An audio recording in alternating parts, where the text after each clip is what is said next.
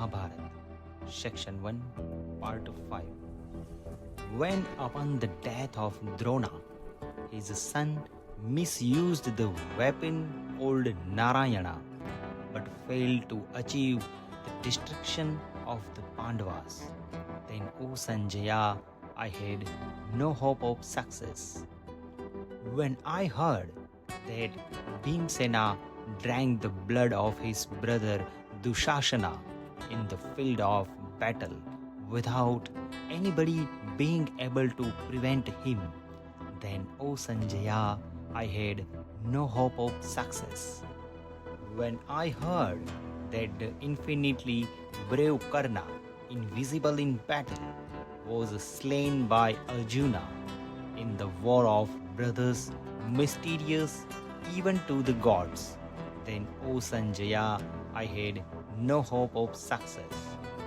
When I heard that Yudhishthira, the just, overcome the heroic son of Drona, Dushasana, and the fierce Kritvarma, then, O Sanjaya, I had no hope of success.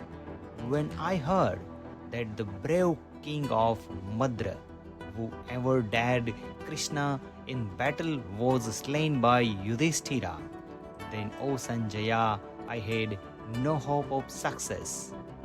When I heard that the winged Shuvala of magic power, the root of the gaming and the feud, was slain in battle by Sahadeva, the son of Pandu, then, O Sanjaya, I had no hope of success.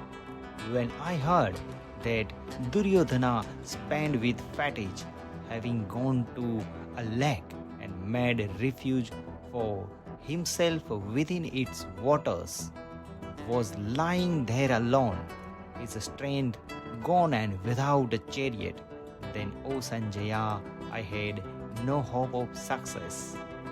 When I heard that the Pandavas, having gone to that lake, accompanied by Vasudeva, and standing on its beach, began to address contemptuously my son, who was incapable of putting up with affront, then, O Sanjaya, I had no hope of success. When I heard that while displaying in circles a variety of curious mode in an encounter with clubs, he was unfairly slain according to the counsels of Krishna, then, O Sanjaya, I had no hope of success. When I heard that the son of Drona and other, by slaying the Panchals and the son of Draupadi in their sleep, perpetrated a horrible and infamous deed, then, O Sanjaya, I had no hope of success.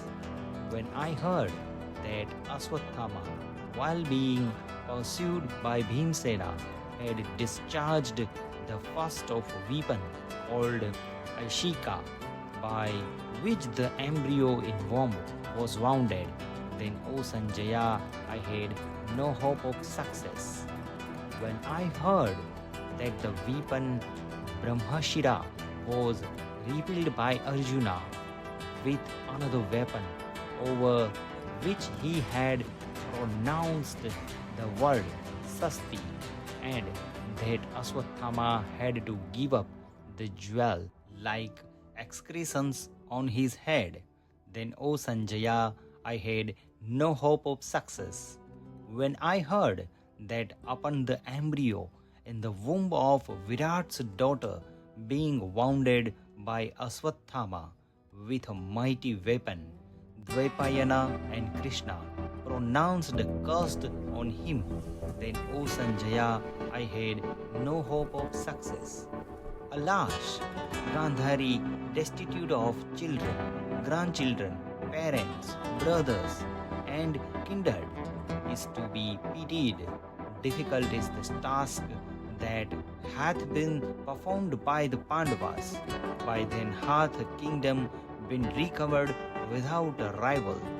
Alas, I have heard that the war hath left only 10 alive, 3 of our side and the Pandavas 7. In the dreadful conflict, 18 Akshohini of Kshatriya have been slain. All around me is utter darkness, and feet of Sun, a silent me. Consciousness leaves me, O Sutta, and my mind is distracted. Sut said, Dhritrastra, bewailing his fate in these words, was overcome with extreme anguish and for a time deprived of sense. But being revived, he addressed Sanjaya in the following words. After what hath come to pass, O Sanjaya, I wish to put an end to my life without delay. I do not find the least advantage in choosing it any longer.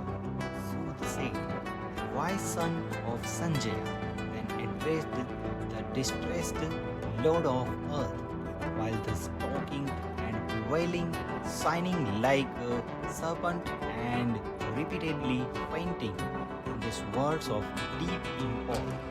Thou hast heard, O Raja, of the greatly powerful man of vast exertion spoken of by Vyas and the wise Narada, men born of great royal families, resplendent with worthy qualities, versed in the science of celestial arms, and in glory and birth of India, men who, having conquered the world by justice and performed sacrifices with fit offering, obtained renown in this world and at last succumbed to the sway of time.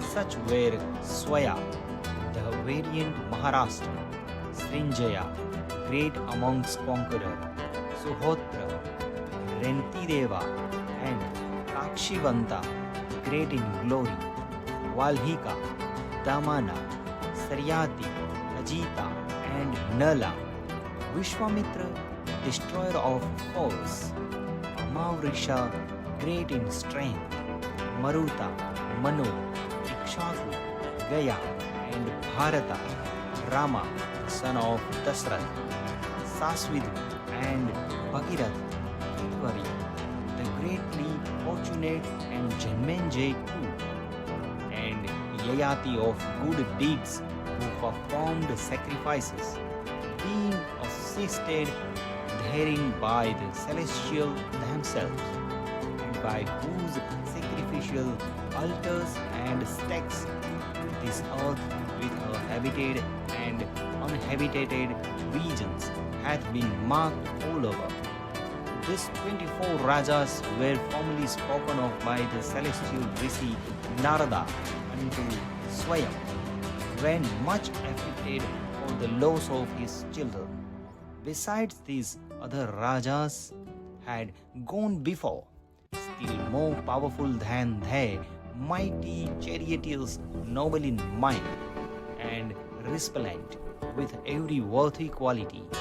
These were Puru, Kuru, Yadu, Shura, and Vishwaksha of great glory, Anuha, Yuvanska, Kukutsa, Vikrami, and Raghu, Vijaya, Vitihotra, Anga, Bhava, Sweta, and Vipadguru, Ushinara, Sattaratha, Kanka, Dulidhua, and Druma, Dambhodbhava, Para, Vena, Sagara, Sanskriti, and Nemi, Ajeya, Parushu, Pondra, Sambhu, and Holy Deva Vriddha, Devhayu, Satpratika, and Vriddharatha, Mahasatta, Vinitatma, Sukratu, and Nala, the king of Nishadash, Satyavrata, Sandabhaya, Sumitra, and Chief Subala, Janujanga, Anaranya, Arka, Priyabharatya, Chuchivrat, Balabandhu, Nirmadda, Ketusringa, and Brihadbala, Dhrishtaketu, Brihadketu, Dripatketu, and Niramaya, Abhikshit, Chapala, Suhrta, Kritatbandhu, and Dhritrastra, Mahapurana, Sambhavya, Pratyanga, Varaha, and Su. This whole chief and other rajas we hear enumerated by hundreds and by thousands, and still others by millions, princes of great power and wisdom, wanting very abundant enjoyment, made death as their son have done. Their heavenly deeds, valor and generosity, their magnanimity, faith, purity, simplicity and mercy are published to the world in the records of former times by scaled parts of great learning. Thou endued with every noble virtue. These have yielded up their lives. Thy sons were malevolent, inflamed with passion, avaricious, and of very evil disposition. Thou art versed in the Shastras, O Bharata, and art intelligent wise. They never sink under misfortunes, whose understanding are guided by the Shastras. Thou art acquainted, O Prince, with the lenity and severity of fate. This anxiety, therefore, for the safety of thy children is unbecoming. Moreover, it behoved thee not to give for that which must happen. For who can avert by his wisdom the distress of fate? No one can live the way marked out for him by providence. Existence and non-existence, pleasure and pain, all have time for their root. Time createth all things and time destroyeth all creatures. It is time that burneth creature, and it is time that extinguisheth the fire. All states, the good and evil, in the three worlds are caused by time. Time cutteth short all things and createth them anew. Time alone is awake when all things are asleep. Indeed, time is incapable of being overcome. Time passeth over all things without being retarded. Knowing as thou dost that all things past and future and all that exist at the present moment are the offspring of time, it behoveth thee not to throw away thy reason. Sooth said, son of Sanjaya, having in his manner administered comfort to the royal Dhritrastra, overwhelmed with grief for his sons, and restored his mind to peace, taking this fact for his subject. Dvaipayana composed a holy Upanishad that has been published to the world by learned and sacred bards in the Purans composed by them. The study of the Bharata is an act of pity. He that readeth even 1 foot with belief hath his sins entirely purged away. Here in Devas, Devarshis, and immaculate Brahmarshis of good deeds have been spoken of, and likewise Yakshas and great Nagas. Herein also hath been described the internal Vasudeva, possessing the 6 attributes. He is true and just, pure and holy. The internal Brahma, the supreme soul, the true constant light, whose divine deeds and non-existent universe with principle of generation and progression, and birth, death and rebirth, that also hath been treated of, which is called Adhyatma, the superintending spirit of nature, that partaketh of attributes of 5 elements, that also hath been described, who is Purusha, being above such epithets as undisplayed and life. also that which the foremost yatis exempt from the common destiny and endued with the power of meditation and tapas, behold dwelling in their hearts as reflected image in the mirror. Man of faith, devoted piety and constant in the exercise of virtue, on reading this section is freed from sin. The believer that constantly heareth recited this section of the Bharata, called the introduction from the beginning, felt not into difficulties. Then, man repeating any part of introduction in two lights is during such act freed from the sins contracted during the day or night. This section, the body of Bharata, is truth and nectar, as butter in his curd, Brahmana among Vivek and Aranyak among Vedas, and the nectar among medicines, as the sea is eminent among receptacle of water, the cow among drupets, as are these, so is the Bharat said among mysteries. He that causeth it even a single foot thereof to be recited to Brahmanas during a Shraddha, his offering of food and drink to the manas of his ancestors, become inexhaustible. By the aid of history and the Purans, the Veda may be expounded, but the Veda is afraid of one of little information lest he should it. The learned man who recited to other this Veda of Vyasa repeat advantage. It may without doubt destroy even the sin of killing the embryo and the like. He that reads this holy chapter of this moon reads the whole of the Bharata.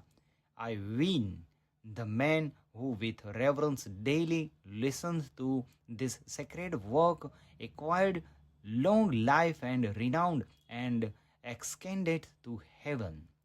In former days, having placed the four Vedas one side and one the Bharata on the other, these were weighed in the balance by celestial assembled for that purpose.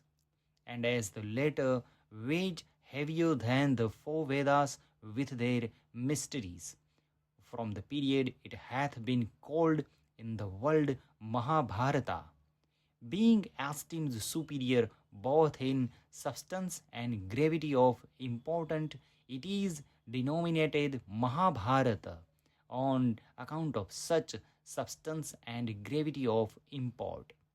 He that knoweth it meaning is saved from all his sins. Tapa is innocent. Study is harmless. The ordinance of the Vedas prescribes for all the tribes are harmless. The acquisition of wealth by exertions is harmless. But when they are abused in their practices, it is then that they become sources of evil. Now, section 1 is finished.